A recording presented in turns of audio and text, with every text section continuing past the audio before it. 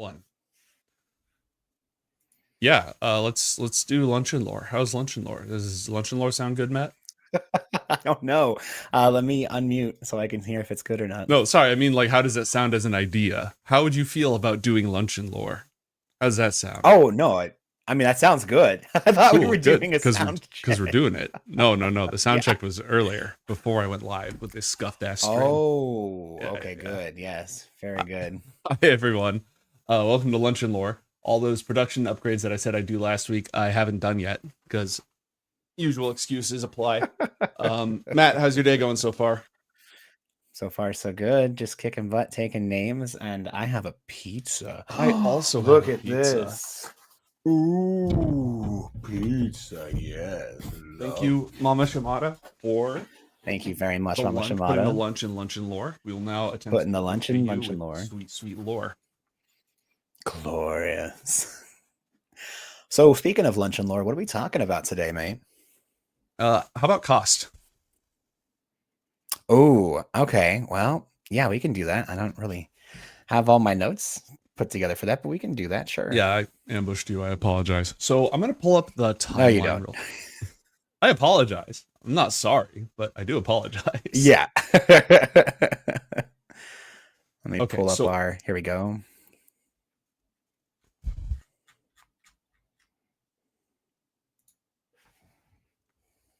so Oh, what I want right. You to were going to outline that.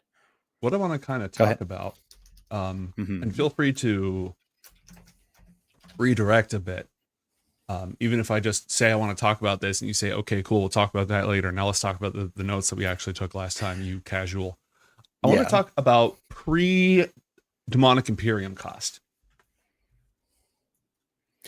Yeah, we can do that. First, though, do you have any Casters and Castles news, recent updates, anything to go over? Are we pretty Thank you for good? keeping me on track. Um, recent updates. I'm gonna do like what's coming up at the end of the show. So Yeah, recent yeah. updates. War of the Sun just entered its sixth turn. The month Ooh. of Forgin, which is dedicated to Ferric, the Iron Titan, the like only source of iron symbology that isn't always associated with Uzul in this blasted world. I know. I feel like whenever we talk about iron, it's usually like, "Oh, iron bad." But iron didn't used to be bad. Mm-hmm. It wasn't always bad. Your third day party was called the Band of Iron, and it We wasn't were the because they were band of associated iron. with Uzul. It's because they were Exactly. fighting Fae. Yeah, well, that was, I mean, Iron and Fae have always been on bad terms, especially in the Mm-hmm. Demonic Imperium. Mm-hmm. You know, Mm-hmm. I'm going off on a tangent now, and I'm sorry, but I feel like we don't talk enough about how the non-Titan, non-elemental supernatural forces probably spend. I mean, a lot of the time probably staying out of it as much as possible, but I'm assuming that when especially someone like the Legionnaire comes in and starts just messing up primal territory to create the Iron Groves, the Fae have got to start messing with them. Like, there's got to be a ton of pushback between like supernatural forces like the undead spirits that fall in battle and the Fae lords and ladies that rule across not just the Mm-hmm. other world, but even the aspects that translate over into the mortal realm. They've got to be messing with the demonic imperium all throughout, like guerrilla tactic fighting. I mean. Mm-hmm. If you want to see what that looks like, Curse of Tamrian. Yeah, that's a good point. That is a very good point. It's the after effects, but still. Yeah, it's the after effects. There's a reason that the designer cities and the Empire of Iron are ruins in that area. I just mean like we don't talk about it enough about how they just go absolutely ham on them whenever possible. But yes, you're absolutely right. Yeah, we always talk about how water rejects them, but we don't talk about how the other world rejects them. Yeah. I mean, honestly, everything rejects them. It's kind of like, how I recently found this. Actually, I found this out a long time ago, forgot about it, relearned it again. How, like, your body, your immune system doesn't register your eyes as being a part of your body. And if there's something that ends up in, like, your eyes have their own immune system and your body has its own immune system. And if your body figures out your eyes are there, not literally, they obviously know that you have like something there. But when they kind of realize, hey, wait a minute, that's not part of us, it will actually attack it and you can go blind. I forget, there's a specific, someone's probably going to call me out and chat and say this is what it actually is. But you can actually make yourself blind by something happens to your body and it realizes, hey, you have eyes, and it destroys them. What a horrible day to have eyes. Horrible day to have eyes. I think Walking Armory just dropped it. I can't pronounce that. That's too many. We're not going to take a shot at it. Autoimmune uveitis. That's uveitis. That's that looks like a Fey name or like someone who works with the Titans. Yes, it is I. Tomun uveitis. I have been known to steal Latin from time to time, or faux Latin more often. Yeah. Especially for Iron Empire, who are definitely not Romans. Definitely not Romans.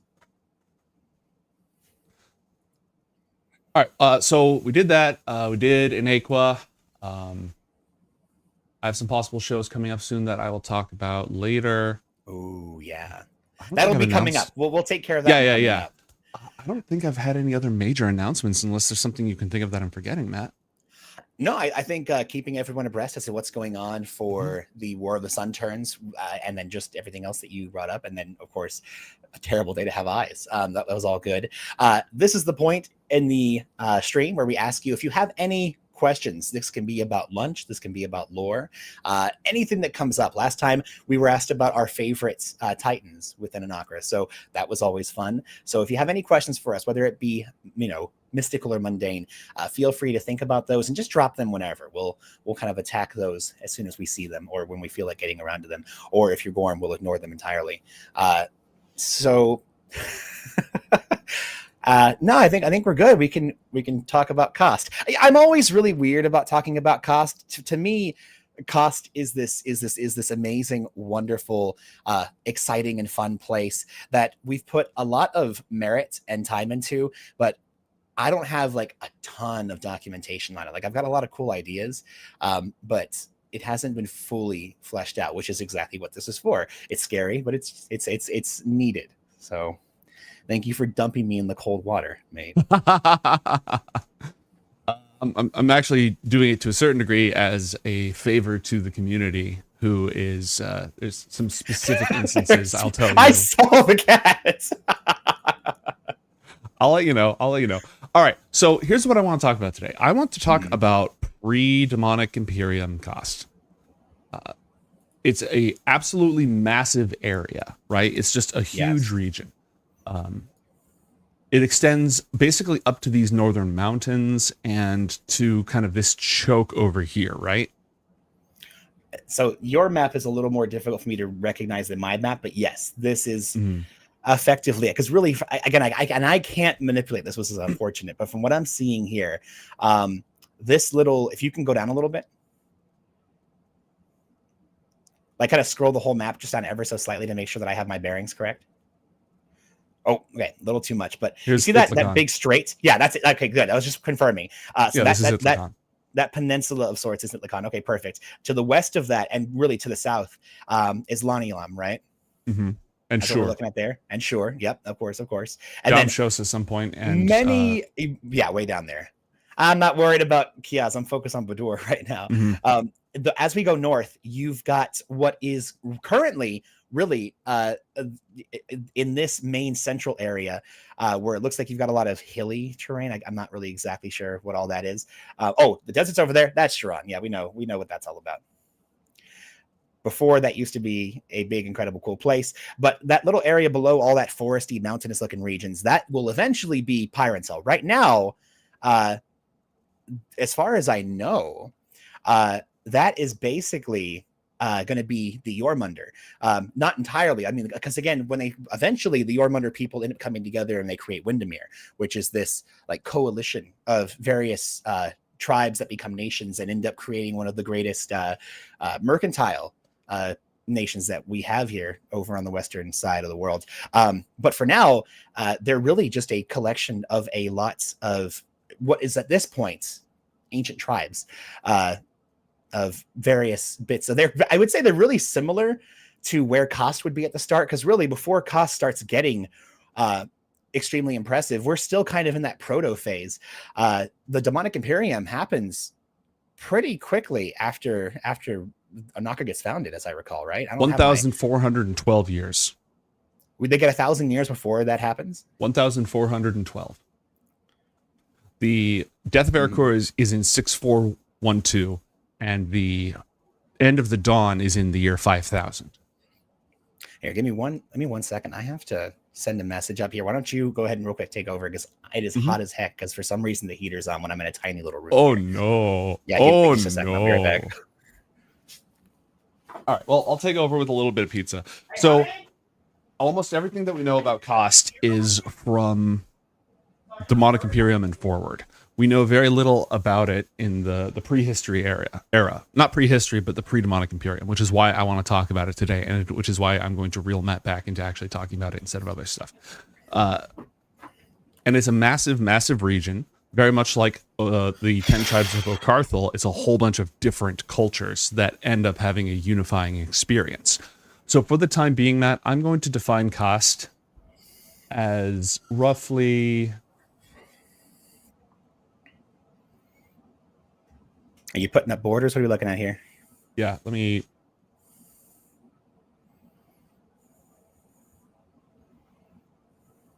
Like that. Roughly. This is not an accurate border, but this is the region that is Kost. You start getting up into here, this is the lands of Sapan and Lagu. Mm-hmm. You start going this way, you get into Akathawa. Yep. And so like this is not a dead set thing, but effectively this is a mountain range, right? You have hilly forests, and then you get into actual mountains. These mountain ranges are what define Kost, all the way up to this sort of big pass. It's not really a pass because it's like 500 miles wide. Yeah. But it's effectively a big pass. I mean, for giants, it's a pretty big pass. Mate, what do you have up here in the frozen north? Because that's also going to be a big chunk of that is also Kost. Oh, of this? Mm-hmm. Oh, nothing off the top of my head. That's fine. So that is where, remember when we talked last time about the various dwarven kingdoms that would make their journeys down to the crown? There is a group of ice dwarves that live up here, and they journey all the way down, and it takes a decade for them to make that pilgrimage. And so then the whole thing isn't a kingdom of dwarves, but there are kingdoms of dwarves up there. It is totally not Icewind Dale. I'm going to put that out there right now. But yeah, so this thing that you've done, if you just would, can you grab this and just kind of move it northwest? Because down here at the bottom, there's stuff that really shouldn't be a part of that, because this chunk down here, I would say half of this hilly region to the bottom, shouldn't belong to Kost, because it's going to end up one day being. Do these mountains define Kost's border? I would say no, because this big chunk here that you're looking at, this big white, like, I don't know what these are. Whatever's north of the mountains, a lot of this is Pyrencell. This is plains, open plains. Okay, so what defines the border? Because usually borders they start with. Again, I had a very different map than you had. So yes, there are mountains that define the border, but they aren't there anymore. So okay, we can fix that later. Yeah, exactly. I mean, I feel like we're going to be doing a lot of terraforming at a certain point. We are. So let's go ahead and change tacks here, because what I want to do is I want to talk about the subcultures that become Kost. By the way, on this map, where is Deborah going to be? I'm assuming in this inner sea, right? Yeah, here. Yeah, good. Okay, perfect. Yeah. So noting that there's going to be some terraforming going on, we're going to need to make some corrections. I want to talk about the subcultures that become the people of Kost. Okay. This can be brainstorming, and we don't need to have an exact list. But what ideas do we have? Because knowing their origins is going to really help us determine who it is that they become, and how, like, it's going to help us detail the story of how they become Kost, the story of how they become free from the Demonic Imperium, when in the timeline that happens, and how they fare during the rest of those years. So I figure what we can do, if this works for you, is we can just start jotting down, like, who do we want to be parts of Kost? Like, there are some dwarven kingdoms that are part of Kost. We can write that down. There are elven hunters. I'm just making stuff up. There are orcs, right? Like, let's just start making up people who we know are part of Kost. We can narrow it down later. Pre-Kost cultures. So, yeah, I mean, Yes, we'll absolutely do this. I kind of feel like we're going to be putting the cart before the horse a little bit, only, or I feel like we need to put the cart before the horse a little bit, only because when we came up with cost, we came up with what it ended up being. Whereas right now, the way we're doing it, not that it's going to end up, not that it's bad that it could end up changing, but we're Mhm. going back so much further than where we started out, and Mhm. it's just going to be. I think we're going to be more so figuring out how do they end up being how they are now, Mhm. based off what we come up with. So yes, you have a large population of orcs. You have a large population, obviously, of humans. You've got elves, mostly over on the western continents. You're going to be looking at Shylag, like heart tree elves. Uh, there is going to be some Haldra elves and some high elves, but for the most part, it is going to be. Uh, you would see things like Shyleg, Dalkelfar. You would see oh God, what are the other ones I'm not thinking of? Havet are the sea Shadow elves, and Arai are the Shadow flying Kai. elves. Shadow Kai. That not wasn't what I had as part of it, but I don't see Mhm. why you couldn't. Mhm. Because a lot of the really a lot of the uh, ancestries that you're going to find, because Kost is an extremely warrior-like culture. A lot of my older notes that I have on them is that you can kind of compare them to the French Foreign Legion. A lot of times you would have these you'd have this warrior race that they would do a lot of not just war games. A lot of times when you're having the various nations of Kost fight one another, they they wouldn't be seeking to destroy, like, well, obviously you'd want to rout the other army, but they wouldn't seek to actually deal killing blows. More often than not, they would make sure that they would injure, they would take ransoms, and they would mark you. So on, on the battlefield, if you were fighting someone from a neighboring country, you'd make sure that you would mark them. It's almost like playing paintball in a sense, where you're defeated when you've been marked, and then you are basically leaving the battlefield because you've been disabled. That would have been like a killing blow. So it's less about like, oh yeah, we're going to just completely overwhelm and take over by bloody, horrible warfare. And it's more like, hey, honor wise, we won this game. We got you. We'd rather not kill you. You're out. Go sit on the sidelines, kind of a thing. And Is they this were. something that they started doing before they became Cost or after? Well, that's something we can come up with. I think it would make sense if they already had this very honorific way of being able to do battle with each other before the Imperium shows up, because that would it depends on what kind of story we want to tell with the peoples of Kost when Mhm. they do get overrun by the Imperium, because eventually all of the lands of Kost get completely overrun by the demonic Imperium, and they have to band together and overthrow, because they're I'm not gonna say they're the only, but they're one of the only major nations that doesn't rely on some kind of divine intervention or luck to free themselves. Like, they rally together and they are able, through subterfuge, sabotage, and just rallying their people, they overthrow the demonic Imperium at a very pivotal time, of course. But they actually take back their clans and nations. And so, do we want to tell a story where these once bitter rivals that once felled each other in combat and just killed scores of each other eventually learned to befriend one another, and then out of the ashes of that revolution, they now refuse basically to kill one another whenever possible, and that's what brings them this very tight knit. Even if we are against each other, it's all Costies against everyone else. So how would you like to move forward with that, do you Here's think? what I think. I think what we want to do is we really want to play up the cultural diversity of Cost, uh, and eventually arrive with several cultures that existed pre-demonic Imperium, like a lot of different cultures that existed pre-demonic Imperium, because there's so much territory here. And I think that we Mhm. can divide those cultures into groups. Some of those cultures, for example, would, even if they're enemies, they would have this sense of killing as a last resort, right? Like, we're not afraid to kill each other, but they're not in the full our wars are war games mode yet. They're more like, it's more honorable to take captives than to kill. So there's like one subset that's in that group. But then I think there are other subsets that are much more wild and violent. And their culture is like, you kill people in silence during raids because whatever it takes to win works. When the demonic Imperium takes over, a lot of these cultures, like the Imperium wants to erase culture and replace it with their own. If it's the Iron Mhm. Empire, And if it's Tillabek, they want to assimilate you into whatever their particular horde is and whatever their particular belief is, right? So no matter what force conquers them, they want to achieve cultural damage. So during that time, there's homogenization of several different cultures. They still have their ancestry and their heritage, but as they're all in this similar situation, things kind of get spread around amongst them. And then what emerges is eventually all of them are on board with this, but some of their ancestors weren't. So you have some of the great houses and sub houses of Koss that are like very strongly in this tradition, and others that still follow it but aren't as strongly in that tradition. You get what I mean?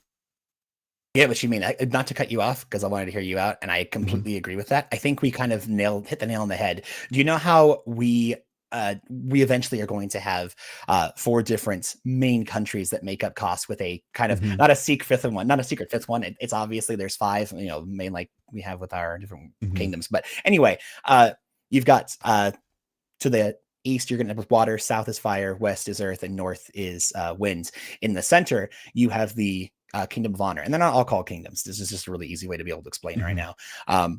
But it kind of makes sense that if you had in the center of the realm that is known as Koss, you have these honorific warriors that do have that way of being able to do their combat. And once it is the Kingdom of Honor that's kind of the mainstay. This is mostly the orcs that come together, and they're able to get these warriors from all the various other kingdoms. They rally together, and they're able to help bring everything out of the various depths that the demonic imperium has put them in. And I feel like you said, out of the ashes of that, have the honorific fighting come from the Kingdom of Honor. And when they come together, this is the unifying kingdom that kind of brings everyone together. Because eventually, once everything gets resolved, Koss re-splits itself back up into the 4 kind of main nations. And I like how you said there's going to be, just with how much land and people are here, there's a lot of different factions and different peoples. And eventually they're all going to be unified under the, much like how everything else is done in fantasy. You have the main heroes that ended up helping get this all resolved. And once that's done, they all each take their nation, their tribe, their group, they make a people from them. And I kind of feel like we're at this point going to be taking almost a cherry picking of all the things that are left, and they all go settle back either into their homeland, or we kind of sympathize with this hero or this ideal, we're going to go with them. And eventually they end up creating these nations that are going to be better than when they started. And so I think that's going to come out from that. Also, I think you hit the nail on the head because there's so much land here. It's not like there's going to be just the Iron Empire, which has full control over it. To me, it would kind of make sense if we had amongst these groups, let's just say that amongst all of the various peoples here, it could be kind of similar where we had 5-ish main groups to begin with. And even if we had like 6 or 7 to begin with, we can even say that a few of them, much like how if you look at like 40K lore, they had like a ton of Primarchs and various legions, and out of their legions, there's a few of them that we have no idea what happened to them. They either died off, went missing, whatever. And lore wise, they're kept blank, so you can make your own legion and kind of insert them in there, and you can be a part of the world and the story. But officially, no idea what happened to them. And so we can have the same thing. We could even have had 6 to 8 groups of people, big main factions that were in control of land here. And eventually, when the dust settles, there's now 5, 1 small one that unifies all the rest, and 4 large ones, 4 different ideals that kind of sprung out from it. And so it'd be kind of cool if among these groups, we had designers kind of pop up amongst the individuals that were a lot more in tune with their past and their culture. You had the roving bands of swarms of Tillabek that were moving through all of those very warlike peoples, things like that. You had different demonic groups that were running wild or kind of insidiously springing up. Probably a couple Iron Empire provinces, a couple different provinces. Yeah. Exactly. So here's my thought. Why don't we just start making up cultures? And an individual culture can just be like a couple of sentences, right? Okay. Like what region is dedicated to water? The northern area because of cold? No, water is the eastern because they border the sea. So you have this chain of islands. So basically, and again, it really sucks that I can't kind of zoom in there, but I feel like you have the realm of water, which is going to be probably moving in. I would say it covers the entire coast. Like, see this big old boot here, that entire boot moving into some of those mountain and forest areas, going all the way up and until you get to Lagos and even a bit inland. Because really the smallest is going to be in the dead center. That's going to be Honor. The next smallest is going to be to the north. Those are going to be the frozen lands and a lot of the taigas, the foothills, big mountainous terrain. Really similar to God. What was it over on the east? Is that Taranot or which ones? Yeah, the backbone: Taranot, Anaram, Snorheim, Yeah. Heimli. A lot of that exactly is going to be. This is going to be more like you kind of figure when people are going to be. These are going to be the openings. They kind of guard the lands between Lagu or which one was older? I keep forgetting. Sapin or Lagu? Which one was older? I don't remember. We'll just keep calling it Lagu/Sapin until I look Lagu that up. Sapin. Yeah. I think Lagu was the older one. But the water, the Nation of Water, really kind of is the border between Lagu Sapin. The Land of Wind and Ice is going to be the border to the north, and then you've got the Lands of Earth, which they keep the Akathuan giants from pushing further into the rest of the continents, and then. The largest one is going to be Fire, and they're the ones who border the tribes to the south. And so you should, by the way that we're going to do it, we're probably going to have Fire and Water share a border to the sea, because obviously each one of these groups is going to be trying to grab land that comes towards the sea. But again, back in the day, they weren't these huge, large nations that they're going to end up being. They were a lot of smaller clans and houses, because a lot of the way that Kos ends up dividing itself is you have not like a king or queen necessarily. Some of them are khans, depending on what kind of region they're ruling. But effectively, you have what is effectively a monarchical kind of leading house within subsidiary branches, and it really breaks down into the various houses.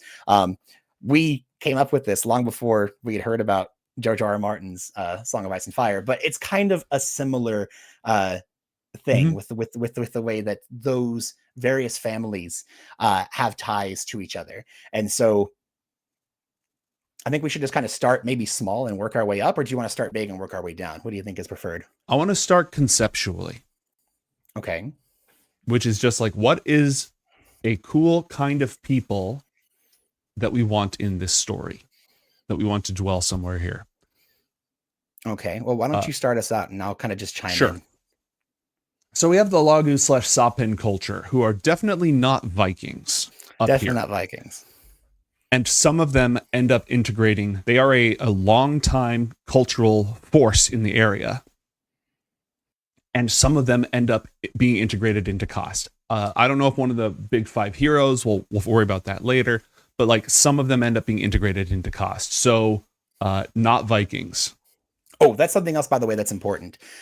Here, can you add it to we have that list, the Lunch and Lore Prep for the West document, and we can all just start throwing everything down in there. Everything we're doing on the show, I'm dropping in there.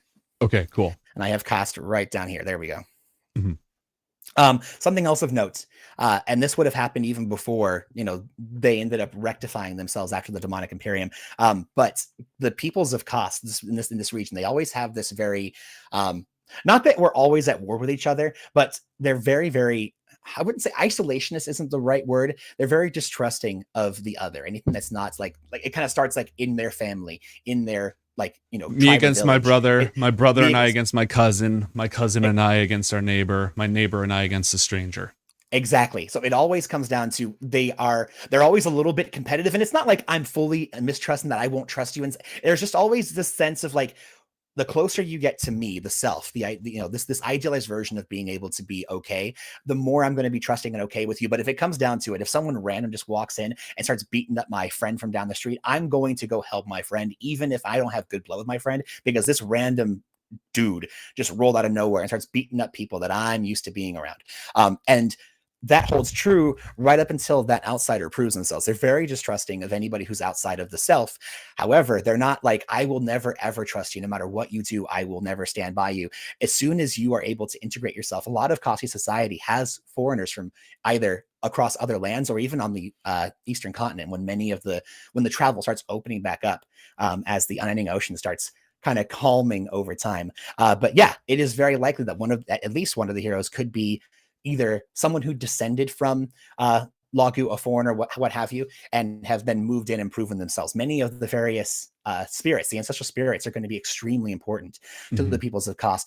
And many of those ancestral spirits are Fae, like, is really the Fae aren't as, yes, there are Fae creatures here and all that, but like the way that we traditionally see European Fae are not that same way that they are here in Kos. But you will straight up just have a, when Zebruk gets launched across the world and ends up here, you will end up having a European style Fae house that then becomes ancestral spirits, because enough of those weird redheaded chieftains rolled up and said, "Hey, we want to be a part of you guys now." And it's like, well, we don't really like that. We're going to fight you and kick you out of our land. It's like, wow, these guys are really good fighters. Hold on, let's talk about this. They're honorable. They're cool. They've got good ideas. I love how they drink. This is super awesome. He's and solid eventually and he's cool. He's solid and he's cool. And you eventually can kind of integrate, not just being allies, but eventually, hey, you know what? They've moved into this land. We haven't been able to kick them out. They're a part of us now. We've now brought them into our house. We've brought them amongst our brothers and sisters, and now they're one of us. And eventually those then, the spirits and the gods, you could say, that they bring with them now just become a part of that land. They've been accepted. So Genus Locais and Primal, I say Primal a lot, but I think it really makes sense here. The primal forces of just the land are so important to the Kosti, because they're an animism kind of people, to where totems and the like have a huge amount of importance. Like every rock, has a name, kind of a thing, where they're very, very connected to everything around them. And so, yeah, Vikings, right? So we know we have some folks who are from that culture. That's one of the cultures that is active in this area. We know we have there's a lot of different orcs. And again, none of these cultures are monospecies, but a lot of them have like majority orc, right? Yes. So there's a majority orc near the center of the area. And they're the ones who have the strongest sense of honor. We don't kill if we can defeat you, right? Very, very strict codes of honor. And they had that before all this happened, right? So they existed at some point. They were a cultural force in the pre-demonic Imperium era. And I think it would make sense if you had this collection of various orc tribes. And again, in Anakra, the ancestries are very different. Like we don't code orcs as like all orcs are these chaotic, rampaging, evil creatures. But if you had a small like relatively compared to the rest of the peoples around them, if you had a small collection of various bands of orcs that were going around trying to live their life, and if they spent all their time warring with each other and killing each other, and another group came in and just decided to roll them over, that's likely why they came up with this very honorific form of fighting. Even amongst their own peoples, they would do this, like, again, almost like war games, where in order to out compete for resources and whatnot, instead of like them rolling in, one side just drops out, the other side routs them and takes all their stuff, and it's like, haha, now you guys are left with nothing.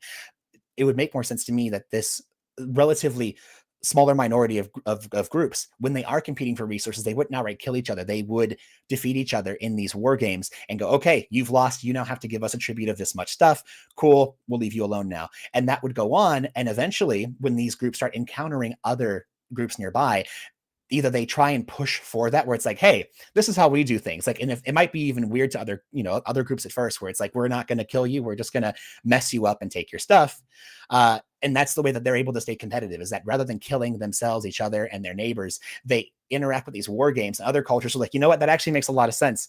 We've got people to the north, people to the west, people to the east, and this group to the south is not killing us when we go to war with them, but they seem pretty honorable about, hey, they won. Let's just give them some of our stuff so we don't have to worry about losing everything. Yeah, if we take them over, could we get their stuff? That's great. But then what's below them? What are they kind of keeping bordered from us? So I think that's where it ends up starting. And that's why they are more of a again, I don't want to say minority, because like that carries a lot of connotation of stuff that's usually very negative. It's more like there's not a ton of them compared to this huge amount of landmass here. And so they came up with a tactic, with an evolutionary way to utilize their strength and their relatively low numbers and their own sense of self and honor in order to find a niche that worked for them. And they ended up using that as a unifying way to get all of the people together and prevent them from continuing the infighting that would destroy anyone else in their situation. And I think as a result of that sort of nucleus of them ends up building, like, a lot of them are nomadic, and there's a lot of these different nomadic subcultures that are all part of this parent culture, with predominantly orcs, but lots of other different ancestries in there as well. And they end up developing this system of honor and of war games. And As a result, they do a lot of cultural exchange, and the need for some like formalized means of settling disputes leads them to become city builders. And like we go from this very, very early, almost prehistory era to them building cities at a pretty early age, where there's this very, very small group that ends up living sedentary, not in terms of like never exercising, but in the anthropological terms, sedentary as in stationary, not nomadic. Yes. And they end up building cities, and they end up becoming sophisticated architects and like having literature and poetry and like developing this fairly sophisticated civilization that operates as the heart for all of these orbiting nomadic cultures. So I think we almost, in a way, because of the way we've done Anakra, we almost have to have the biggest supporters and maybe not progenitors, but a nearby culture that they likely would have kind of seen and adopted this from. There needs to be a nation of dwarves nearby them, because by their very essence, we have dwarves that are wanderers and sedentary, ones that move around and will be constantly adventuring, journeying, and discovering the world around them. And then those that keep the home, those are the ones that are making the strongholds, those are the builders, those are the diggers. So it makes sense if you have this group of honorific orcs that are living nearby these dwarves, that they send out their more like nomadic people to go get a sense of the world around them and to impact the world. And then you have them coming back to a safe stronghold where you have all of these dwarfs that have been just building things up, like, diggy hole and all that. And it's kind of funny because you have just in typical D&D, usually dwarfs and orcs absolutely despise each other. They usually are butting heads constantly and are extremely warlike. And so I think it really is a nice way to turn on its head that here in Cost, it's like the complete opposite. You have orcs and dwarves, which are like, there's like this camaraderie between the two, and they work very well together. It might have even started off with the wandering orcs coming across and trading with the not just obviously goods but culture with them, and they ended up sharing enough to where that started spreading out. I like the idea, and especially because I've ever since I was a child, I've had a love and a fondness for dwarves. I see them as this idealistic version. Like, I remember when a long time ago with your brother, actually, I watched Band of Brothers, and horrific and amazing series about the struggles of war, what it does to somebody. And I always kind of saw dwarves as that. I was like, man, seeing people go through this really terrible situation, like in the midst of war, and showing like they can hold on to their sense of self and their honor and their love for one another and their camaraderie. I always saw that as dwarves. And so really having these two cultures that are generally just very honor bound and I would say brutal, but not brutal like cruel, brutal like this is just how it is and this is how we're going to be. It's kind of like doing what you have to do in the face of I can't use words right now, but you get what I mean. I'm going to take it one step further. We've been describing a culture of orcs and a culture of dwarves. Let's make this one cultural group with two different subsets. So you have you have the nomadic, like, we'll code them as the Kingdom of Honor right now because that's the code that we have, right? And you have nomadic subset and you have sedentary subset. So this culture that we've been describing as nomadic orcs is a melange of orcs and wind dwarves and river dwarves, because those are the primary migratory dwarves. So all of those together forming this one culture. Maybe at the very original time it was separate. And then you have in the sedentary core culture for this Kingdom of Honor, you have orcs as well as mountain dwarves and maybe ember dwarves, but like mountain dwarves predominantly building this city. And so you end up having like using the elfin and orc rules, you end up having a lot of people who have orc and dwarvish ancestry. A lot of ancestry that kind of borders, And I mean, obviously, there's going to be dust dwarves, there's going to be ember dwarves. We're just talking about predominance, because like I said, we're not painting this with a mono picture. This is not like not all dwarves. Like, we're not going to not have all dwarves here. There can be all dwarves here. It's just that these are the predominant groups we're talking about. What I usually do, you may have seen on World Anvil, is I use Matt Colville's breakdown. And so for some of these cultures, like the predominant would be orc, mountain dwarf in the majority, and then like for minority, you would have hill dwarves and some others, and then working it all the way down to like there's like one or two of them, but they're part of this culture. So I think that we have this two-sided symbiotic culture with a sedentary nucleus and then orbits, like electron orbits of nomadic wandering tribes. And because this area is so huge, even if this is a pretty large culture, they still have a fairly small footprint on this map, right? Yeah. And like the closer you get to this main city, the more of them you encounter. You could theoretically encounter them anywhere because they have this orbiting nomadic culture who could wander all over the place. But primarily, the closer you get to this holy city, the more of them you're going to have. And depending on the sophistication of this city, what we could have happen is it becomes a designer city. And when our 5 heroes go to sort of summon the spirits of old and stuff, they reclaim that city. And so the holy city at the center of Kast, at the center of the Kingdom of Honor, I see what you mean. Was like this orc dwarvish honor-based culture. Then there's a layer of mechanical corruption on it, and then there's this level of reclamation on it. And those layers of history have a huge amount of historical religious significance because it's the story of how honor overcame corruption.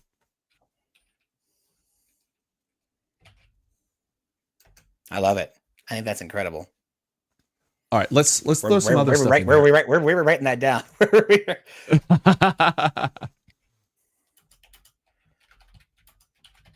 You know what? I'm going to take a moment to eat a bite of pizza.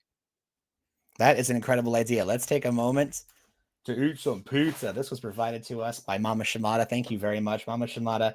As well as on our first episode, Echofoot has, I'm trying to open this box, please, has been providing the lunch in lore to our stream. And so here we are. We have Founders of the Feast. You absolutely don't have to do this. This is ridiculous. You do not have to do this. This is ridiculous, and we appreciate it entirely. And thank you very much. I have a spicy Hawaiian pizza. I'm going to go ahead and take a very delicious but messy bite of this. As a point, if you do decide to, whether you're trolling us or sustaining us, wet food is not the best. I've been getting a lot of wet food, which is lovely, but it's tough when you're doing on stream. I have no such objections.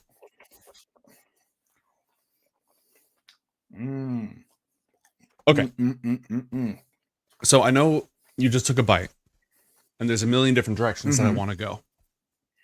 This is going to be a veer off topic, and I don't want to allow it to veer us too far off topic, but I do think it's important. I won't allow it. Okay.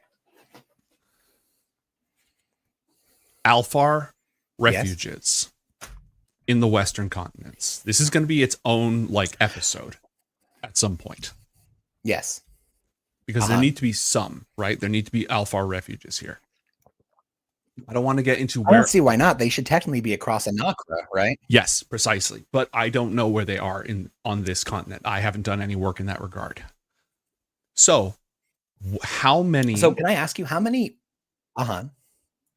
You ask me first. Oh no, I was just going to say how many are there over in the east? 4 asterisk. 4 asterisk. That's it. Wow. Mm-hmm. I'm leaving open the possibility that there are others that are somewhat hidden, and there definitely can be more here. Go ahead. Oh, I know a few of them. I know about Onderud. I know about the Firekeepers. Lasser. Yes, Lasser. That's why I say I know a little bit.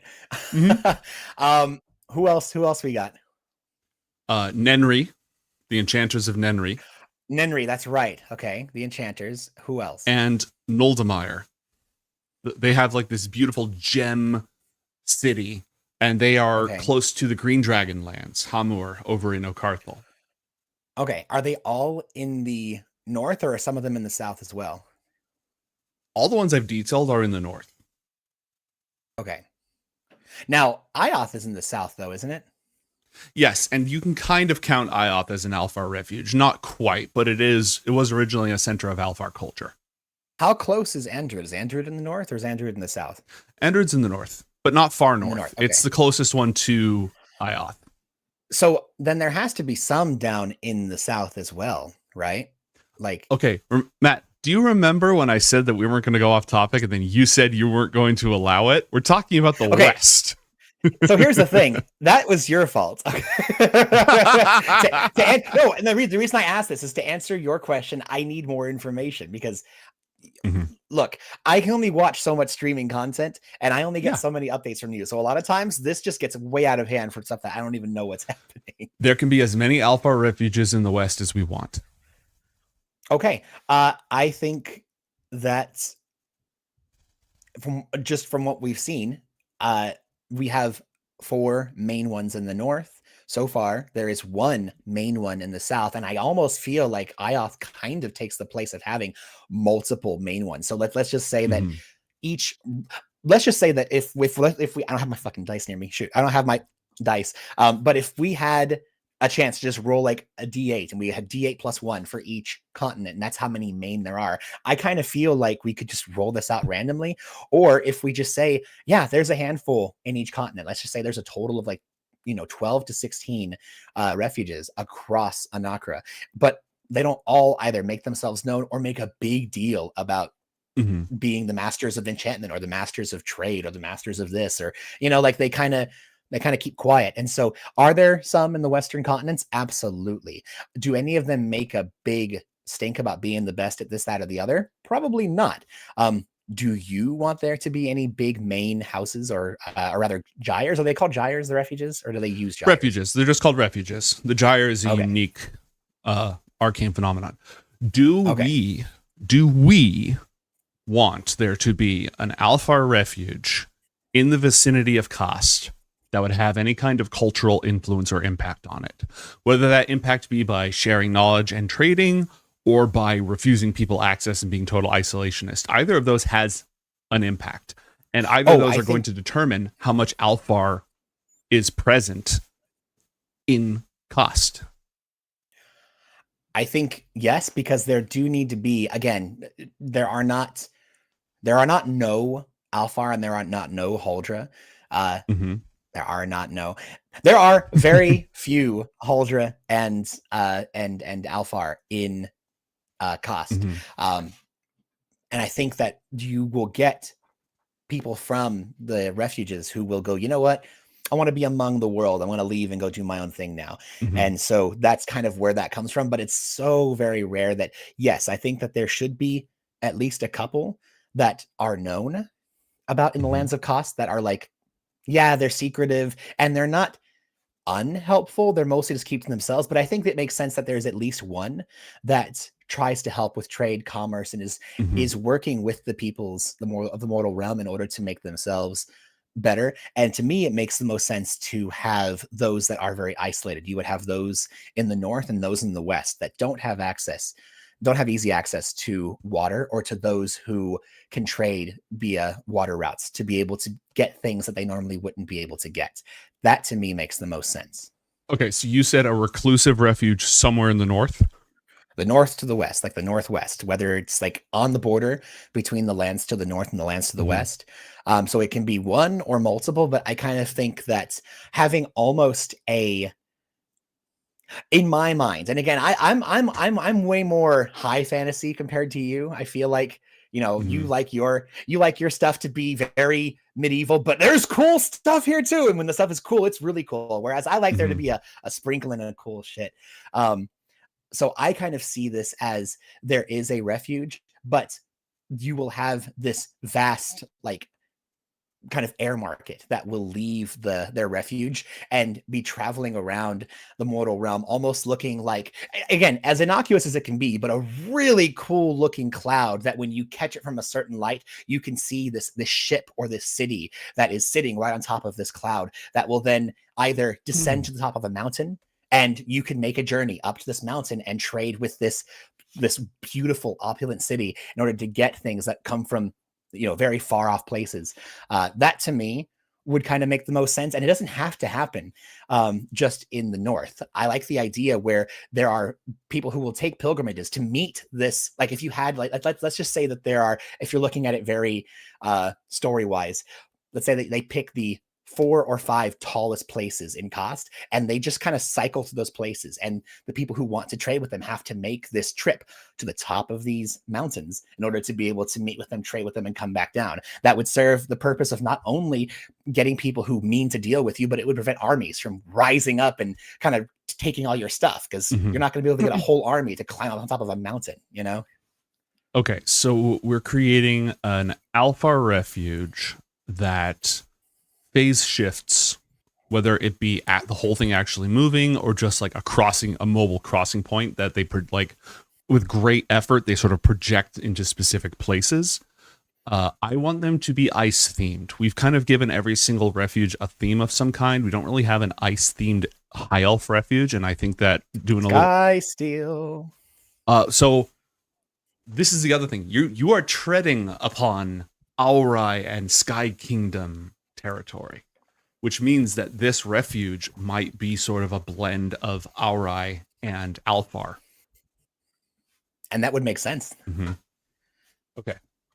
And I think it would make sense if it would, especially if it is which I don't think we've really done much of, but if we have a somewhat mobile crossing point, Mm-hmm. which again, that's a pretty cool idea. It's not a bad idea. It wouldn't break anything. But if we had this mobile crossing point that can kind of, and it could be, honestly, this kind of sounds super cool. What if this crossing point isn't tied to a specific location? If this crossing point is tied to a wind, like a force that is in constant movement that doesn't go away, and that's why it can be semi-permeable, isn't always there, Mm-hmm. but during a certain point, it can, they can phase into existence wherever they need to be. And it would make sense if they would trade between the other worlds, the overworlds, and the mortal realm. This Mm-hmm. whooshy, moving around, awesome sky city of Avrai and Alfar. That would be freaking sick. Okay. And the way that I imagine it looking, if you were to go to the actual place, because the refuge doesn't move, it's the crossing point that moves, right? And when the crossing point descends on a specific mountain, the refuge becomes visible as this like effervescent, ephemeral. And the way I imagine it looking is like a very, very steep mountain, brilliantly covered with snow, like shining snow, and the sun is just gleaming off of it. Ice towers rising up, like a very conical mountain, right? And just beautiful ice towers rising up and off of it. And it is even though the sun is shining down directly on it, the boundaries of the refuge are a huge snowstorm, like this blizzard. If it's a pocket dimension, so sun gleaming through, ice towers, snowstorm. What were some of the other key points you brought up? Very, very conical, tall mountain. I have some key art that I'll share at some point. You mean comes as a tall mountain or looks like a tall mountain?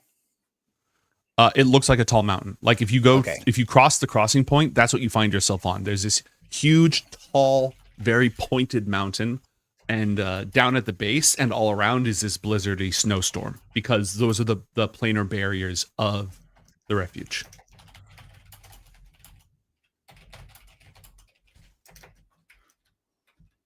Eladrin tend to largely be part of a couple of things.